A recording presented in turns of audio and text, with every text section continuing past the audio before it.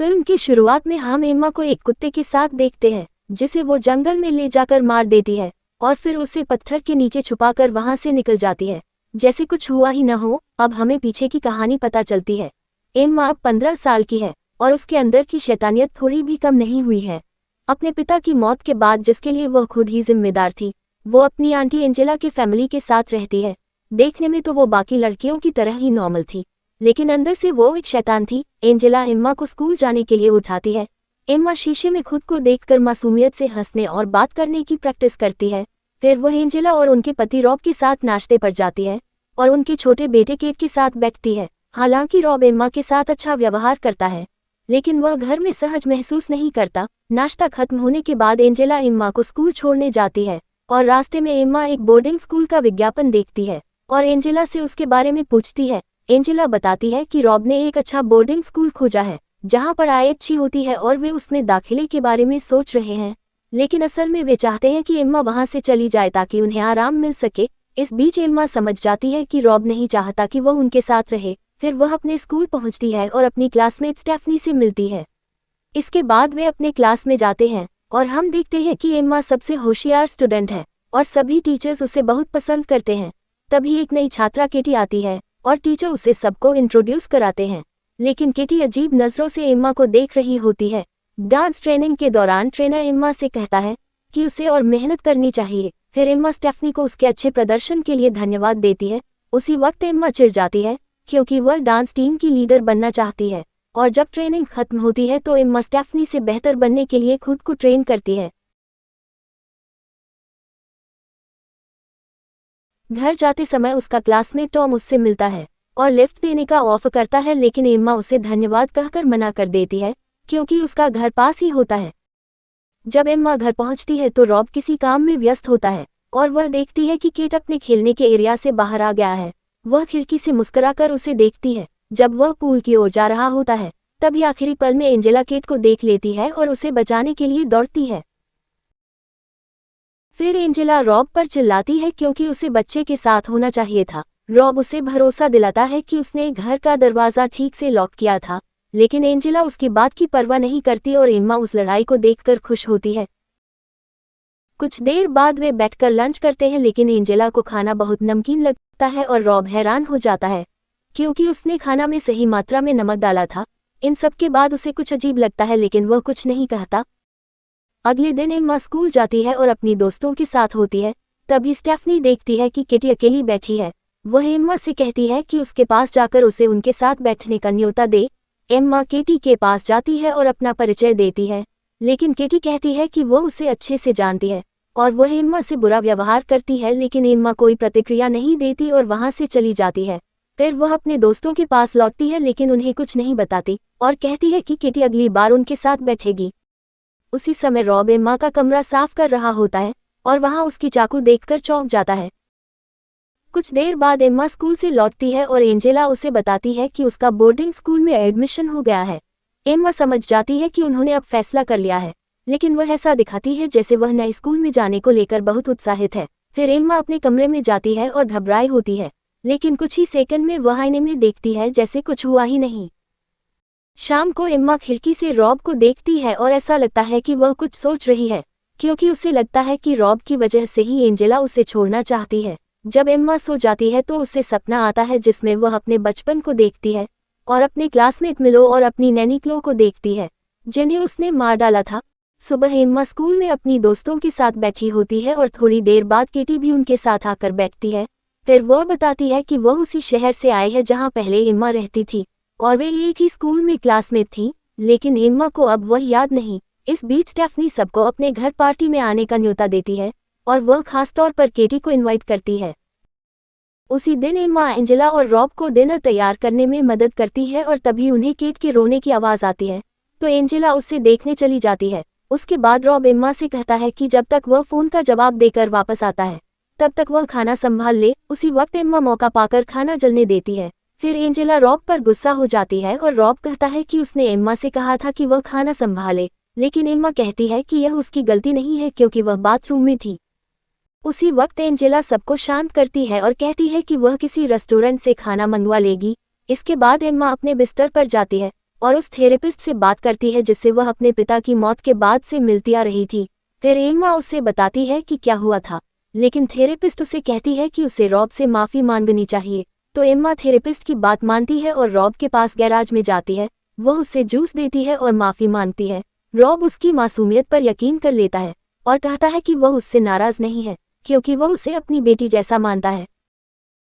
शाम को Emma Stephanie की पार्टी में जाने की तैयारी करती है। उसी दौरान रॉब अब भी अपनी कार ठीक कर रहा होता है और अचानक लाइट बंद हो जाती है और वह एम्मा को देखता है। लेकिन इससे पहले कि वह कार के नीचे से बाहर आ पाता, कार उसके पैर पर गिर जाती है और वह दर्द से चिल्लाता है जब तक कि बेहोश नहीं हो जाता।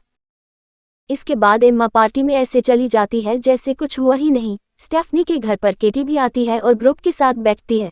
जब वे बात कर रहे होते हैं तो केटी एम्मा से पूछती है कि क्या उसे याद है जब वह गिर गई थी और एम्मा ने उसकी घड़ी चुरा ली थी। एम्मा ये सुनकर शर्मिंदा हो जाती है, लेकिन एम्मा ऐसा दिखाती है जैसे वह नाराज नहीं है और केटी से कहती है कि वह गलत है और यह सब किसी और ने किया था। तभी स्टेफनी की माँ आती है और एम्मा को बताती है कि रॉब अस्पताल में है और उसे तैयार हो जाना चाहिए। जब एम्मा अस्पताल पहुंचती है तो वह अपनी आंटी को सांत्वना देती है और उसे पता चलता है कि रॉब मरने की कगार पर है, लेकिन अगर 24 घंटे बीत जाते हैं तो वह बच जाएगा। फिर एम्मा घर लौटती है और रॉब का चाकू उठाती है। अब वह केट को बिल्कुल भी बर्दाश्त नहीं कर पा रही होती और उसे मारने की सोचती है, लेकिन ऐसा नहीं करती और केट मासूमियत से हंसती है क्योंकि उसे लगता है कि एम्मा उसके साथ खेल रही है। इसके बाद उसकी आंटी उसे धन्यवाद कहती है कि वह उसके साथ खड़ी रही और उसे गले लगाया। अस्पताल में रॉब खतरनाक हालत से बाहर निकलकर धीरे धीरे ठीक होने लगता है।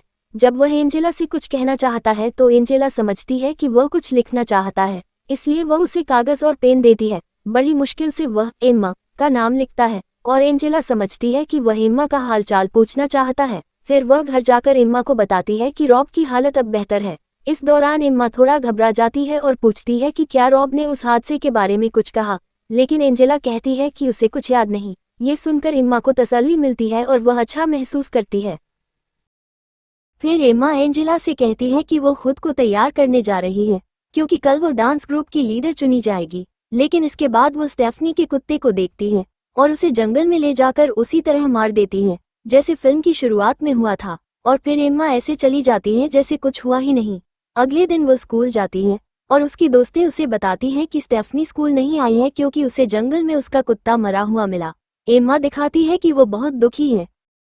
हेड ट्रेनिंग क्लास में लड़कियां स्टेफनी को ही लीडर चुनती हैं क्योंकि वो उनमें सबसे अच्छी है, भले ही वो वहां मौजूद नहीं थी। इसके बाद एम्मा बहुत उदास होकर घर लौटती है क्योंकि उसे पसंद नहीं कि कोई वो चीज़ ले जाए जो वह चाहती है। हमेशा की तरह वह अपने आईने के सामने बैठती है और फिर से कुछ बुरा सोचती है। इसी दौरान रॉब घर आता है और एम्मा उसे देखने जाती है। जब उसे पता चलता है कि रॉब को अब भी उस हादसे की कोई याद नहीं है तो वह खुश हो जाती है और उसकी मदद करती है। स्कूल में केटी एम्मा से मिलती है और कहती है कि उसे हर एक बात पता है जो एम्मा ने की है। वह उसे बताती है कि एम्मा ने पहले नानी को सीढ़ियों से गिरा दिया था और फिर अपनी आंटी के पति के साथ भी यही क्या किया। इसके बाद केटी उसे धमकी देती है कि वह सबको सच बता देगी, लेकिन एम्मा ठंडे अंदाज में कहती है कि उससे दूर रहे वरना उसे पछताना पड़ेगा। तभी अचानक केटी उसे थप्पड़ मार देती है, लेकिन टॉम, जिसे एम्मा पर क्रश है, ये सब देख लेता है और टीचर को बुला लेता है ताकि केटी को सजा दी जा सके। शाम को एम्मा अपनी आंटी को केटी के बारे में बताती है और कहती है कि वह उसके बारे में अफवाहें फैला रही है और सुबह उसने उसे मारा भी था। तो उसकी आंटी उसे गले लगाकर कहती है कि चिंता मत करो। अगले दिन एंजेला स्कूल की प्रिंसिपल को फोन करके कहती है कि केटी को उसके किए की कड़ी सजा दी जाए। इस दौरान स्टेफनी की मां आती है जो उसी अस्पताल में डॉक्टर है जहां एंजेला काम करती है। वह बताती है कि स्टेफनी की तबीयत अब बेहतर है, लेकिन डॉक्टर उन्हें चेतावनी देती है कि उसे परेशान न करें। साथ ही वह बताती है कि वह स्कूल गई थी और स्टेफनी को उसकी दवा देकर गई है ताकि अगर उसे थकावट हो तो वह ले सके। इसके अलावा वह कहती है कि जब उन्होंने घर के कैमरे चेक किए तो उन्होंने देखा कि एक लड़की कुत्ते को चुराकर जंगल की ओर ले जा रही थी, लेकिन उसका चेहरा साफ नहीं दिखा। इसके बाद एंजेला उससे वीडियो भेजने के लिए कहती है। उस समय स्कूल में एक एग्जाम चल रहा होता है। एम्मा स्टेफनी को उसके फोन पर एक वीडियो भेजती है। वो उसे खोलती है और अपने मरे हुए कुत्ते को देखकर उसे दौरा पड़ता है और वह गिर जाती है। एम्मा जल्दी से उसका फोन लेकर वीडियो डिलीट कर देती है बिना किसी को बताए, लेकिन स्टेफनी की दवा वहां नहीं होती और दुर्भाग्यवश उसकी मौत हो जाती है। उसी समय एंजेला कुत्ते वाला वीडियो देख रही होती है और हैरान रह जाती है कि कुत्ते को मारने वाली एम्मा ही है।